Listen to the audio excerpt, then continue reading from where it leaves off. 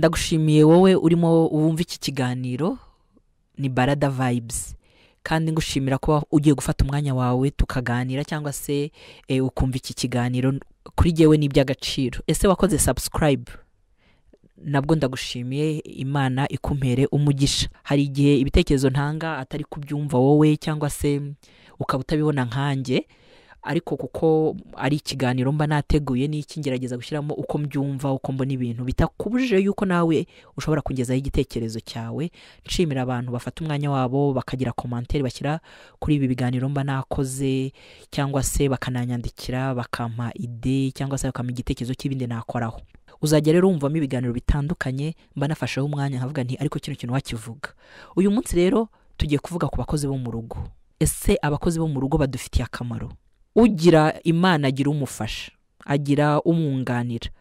Ku bafite abakozi bo mu rugo rero hari ukuntu bijya bigaragara uburyo abantu babitaho cyangwa uburyo babafata. Ugasanga umuntu w'umukozi wo mu rugo rimwe na rimwe ntago umuha agaciro, ntago umufata neza, ntago wumva ko ari umuntu nawe ukeneye urukundo, ukeneye kubaha, ukenewe kugira uburenganzira nk'ubwo nawe ufite.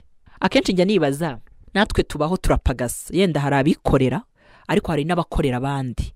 Umuntu rero ukorera undi nawe aba ameze nk'umukozi, yenda bitandukanye ko adakora mu rugo ariko nawe ari umukozi w'uwo muntu akorera.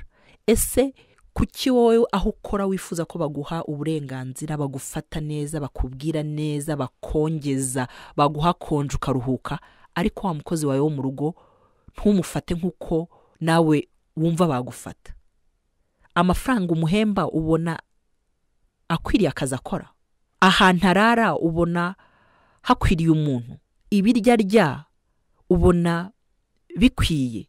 Uburyo umubwira ari wowe uri mu mwanya we cyangwa boss wawe wagufashe gutyo wowe wabyishimira? Hari ibintu byinshi rero ureba ukavuga uti abemera Imana bizera baravuga ngo kunda umuntu nk'uko nawe wifuza ko bagukunda. Ngiye rero reka tuvuge ngo fata umuntu nk'uko nawe wifuza ko bagufata. Ese ko wowe uvuye gupagasa urushye, uwo mukozi wiriwe mu rugo we ntago arushye? Ngo aba yiriwe aryamye, ubizi ute ko aryamye? Noneho ikindi kintu njya nibaza, uzareba iyo yagiye, iyo yarwaye, utekereza ukuntu uhangayika, utekereza ukuntu ka kazi kakunanira kandi ari akawe.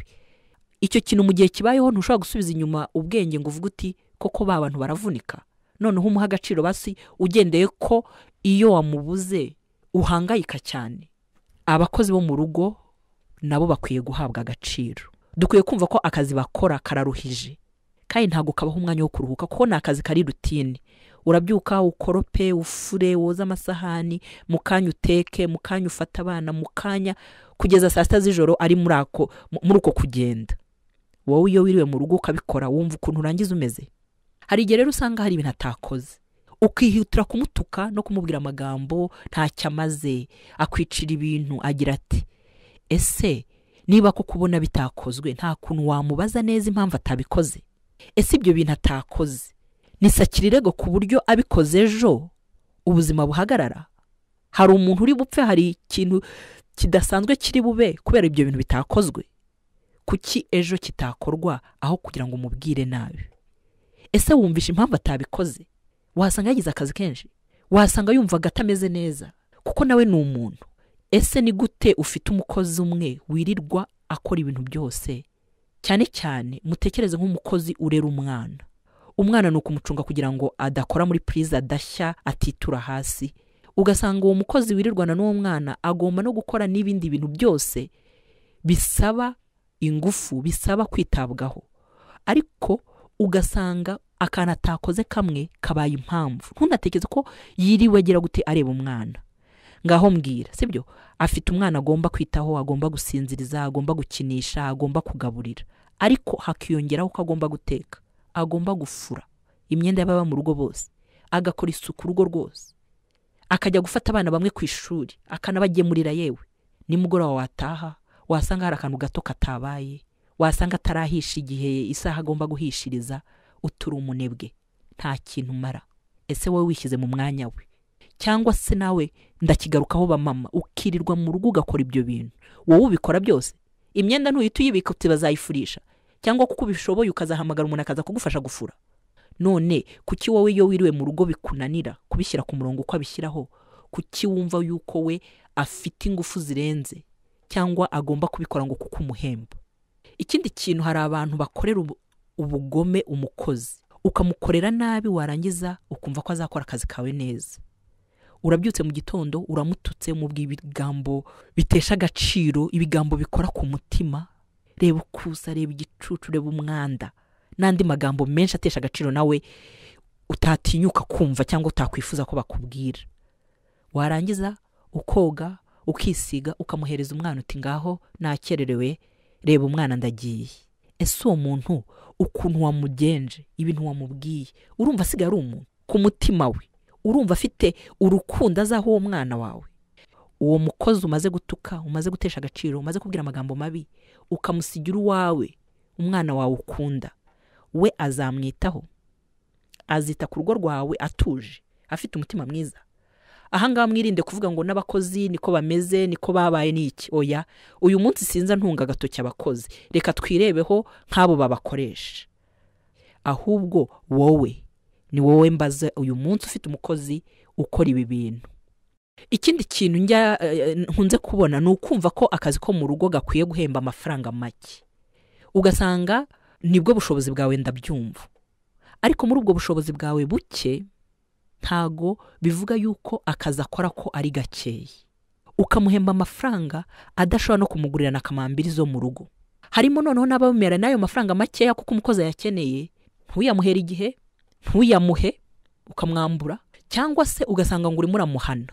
Yamenye teremusi, yamenye itasi, yahongoye isahani, byagenze gutya, ikanya yaje ari nzima, none ikanya yarahengamye, ukagenda umukata.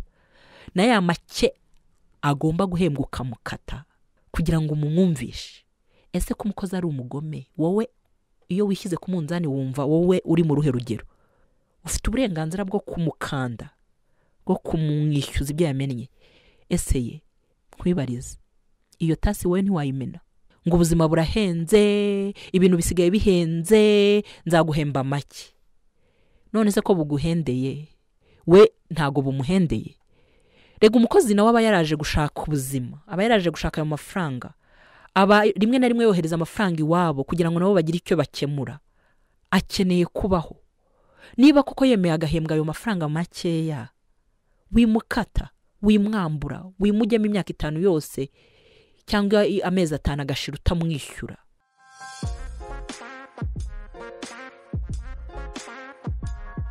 Hanyuma ikindi kintu, ni gute wowe ahantu ukora uharanira ko bakongeza, urwanira amamisi yo kugira ngo ubone n'icyo gihumbi cy'inyongera, ariko ukamarana n'umukozi imyaka 5 ushima akazi ke, ushima uburyo akurerera abana, ariko ntunavuge uti reka nkongeze. Iyo ugiye ugasenga ugashima Imana ibyo yakugejejeho, ukicara mu bandi mu yindi miryango ugashima ko ufite umukozi kwita ku bana, kuki utamwongeza? Arahembwa, ariko nawe urahembwa, kandi iyo bakongeje ntago byanga, urishima. Iyo ukoze ikiraka cy'inyongera kiguha andi mafaranga ku ruhande urishima. Yenda ntushoboye kumwongeza umushahara uhoraho, ariko kora akajeste. Mama, wabonye amafaranga ahantu kubera ikiraka, wagiye muri misiyo kubera ikintu, kora akajeste avuga ati mabuja aranarekonesa. Yenda ayo mafaranga ntayo ufite, ariko mushimire, umubwire kanaka nkunda ukuntu wita ku bana, kanaka nkunda ukuntu dutekera ibiryo biryoshye. Kuki wumva ko inyungu n'uburenganzira byiza byakugeraho wenyine, umukozi wawe ntibimugereho? Kuki wumva ko wabona umusaruro kw'abana bawe basa neza, bambara neza, babayeho neza, kandi hari umuntu ubiri inyuma ntabone ishimwe ryawe? Kuki abandi bahangayika nabuze umukozi yanyibye, yankubitiye umwana, yagize ate, ariko wowe ibyo bibazo ukaba utabibonamo, utabibaho, utabigira, ariko ntushimire wa muntu utuma ufite ayo mahoro. Iyi ni barada vibes. Ndimo ndavuga yuko uyu munsi abakozi bo mu rugo bafite agaciro, kandi dukwiye kubakunda no kubitaho. Ikindi kintu rero, ntago bikwiye kwirengagiza ikibazo umukozi wawe wo mu rugo afite. Nkuko nabivuze, nibyo hari abakozi badashobotse, bafite imyitwarire itoroshye, bafite ibikomere nabo bavanye ahandi. Nkuko uvuga nabi uri nyirurugo, nawe yavuga nabi. Nkuko utagira isuku uri nyirurugo, nawe ashobora kutagira isuku. Nkuko ugira icyuya kidahumura neza ukitera uduparufe, nawe ashobora kuba afite icyuya kidahumura neza ariko nta parufe afite. Nkuko ukunda kwarura urusahani ukarya, ya numva abantu bavuga ngo akunda ibiryo ngo ararya cyane, ese wowe ntagurya cyangwa kuko ari umukozi nibwo bigaragara nabi. Hari imyitwarire se cyangwa imico itoroshye abakozi bashobora kugira, ariko ntago bivuga yuko bitamugira umuntu. Ushobora kubyihanganira. Hari abantu bijya bimbabaza, umukozi akarwara ntumujyane kwa muganga, ukareba bakavuga ngo amafaranga ugiye gutanga, ukumva ko ugiye guhomba, cyangwa se ukavuga uti najya kwa muganga akazi kangiye karapfa, ukirebaho ariko nturebe we ikibazo afite n'iki. Akakubwira ati ndatashye kubera ikibazo kivutse mu rugo, wowe ugahita wirebaho abana barasigarana nande, ndasiba akazi. Urugo ni urugo rwawe n'abana bawe, n'abakozi n'abantu kandi bagira ibibazo. Hari ubwo byuka atameze neza, mwumva umutega amatwi, akarwara akarimba ntajye kwa muganga ariko agakomeza akazi, yewe ukaringuka namusigira n'abana bawe, inzu yawe. Niba afite ibibazo udashoboye kwihanganira, aho kumwereka ko ibyo bibazo bye nta gaciro bifite, shaka uwundi, ushake uwo mushobokanye, ushake utakubeshya, ushake udahora urwaye, ushake ibyo bintu byose kurenza uko umubwira uti guma aho ngaho urwaye kese, ariko wowe uhora urwaye. Ariko ayo magambo yose. Ikindi kintu rero nkunze kubibona kuko ndareba nanjye mba mu muryango cyangwa se nanjye ngira aba bakozi, dukunze kwirengagiza ubumuntu bw'abakozi bo mu rugo, dukunze kuganira ubugome bwabo, ububi bw'abakozi. Abadamu mwicaye mwateranye murimo muravuga ububi bw'abakozi, wa mukozi nawe ukoresha ari maho. Ese utekereza ko ntacyo bimuhinduraho? Guhora wumva ko umukozi wo mu rugo akwiba nabyo si byiza. Ikintu kirabuze ntunagishakishije uti buriya kana kayakibye. Ni ukuvuga ngo niba ndi umukozi wawe wo mu rugo ngacaho mvugasha ibikozi biranuka, ni ukuvuga ngo nanjye ndanuka. Abakozi n'abagome, ni wowe uri mu bivuga kana kaciyeho kandi aragukorera. Ese ubwo siko kubona niko yumva ko nawe umufata nk'umugome. Twirinde kugira amagambo tuvuga mabi cyangwa gukekera umuntu, kuko niba uyu munsi uteretse akantu hano kakabura ukamushinja, ashobora kuba koko yagakuyeho yenda atakwibye, ariko guhora umushinja rimwe na rimwe n'ikintu wibagiriye ku kazi ukakimushinja ko yakibye, hari utabyihangana akavuga ati ngiye sindi umujura ndagiye. Hari n'uguma aho ngaho avuga ati n'ubundi se ko bamfata nk'umujura reka nibura mbyibe. Hari n'uhaguma noneho kubera kubura uko agira, ariko akaba gufata mu yindi shusho. Ujye utekereza ko ari umuntu. Uyu munsi ni umukozi kubera ubuzima yenda, ariko ejo ushobora kumusanga ahandi nawe akakugirira akamaro, kandi ntawe arakagufitiye tayari. Kuba ari aho mu rugo bigatuma ujya gukora udasiba, udahamagara boss tumukozi arantengushye ngiye kureba ukuntu mbigenza, nabyo ni iby'agaciro. Hanyuma rero nsoza, yari barada vibes nende mvuga ku bakozi bo mu rugo n'ukuntu dukwiye kubaha agaciro, kudashima ibyiza abakozi bacu bakora, ahubwo iteka tukabona ibibi gusa. Kumva abakozi bacu bakora ubutaruhuka, kumva ko nta burenganzira bafite bwo kujya iwabo mu minsi mikuru, kumva ko abakozi bacu bafatwa bitandukanye n'abandi bantu baba mu rugo, ntaruhuke akarya indyo itandukanye n'iy'abandi bariye kandi ariwe wayitetse, atagera muri saro, ahantu aryama nta kiringiti nta matera, ntumuhemba ngo yambare neza kandi urashaka ko agira isuku. Ibyo bintu byose ntago ari ibintu by'umuntu wiyubashye. Fata umuntu nk'ikiremwa muntu, nk'uko wumva uri umuntu ukeneye kubahwa, ukuvugwa neza, gushimwa, kurya mugasinzira. N'uriya mukozi nawe arabikeneye. Murakoze cyane, ibitekerezo byanyu ndabikeneye, inama zanyu, komanteri zanyu, kandi mbabwira ngo iyi yari barada vibes.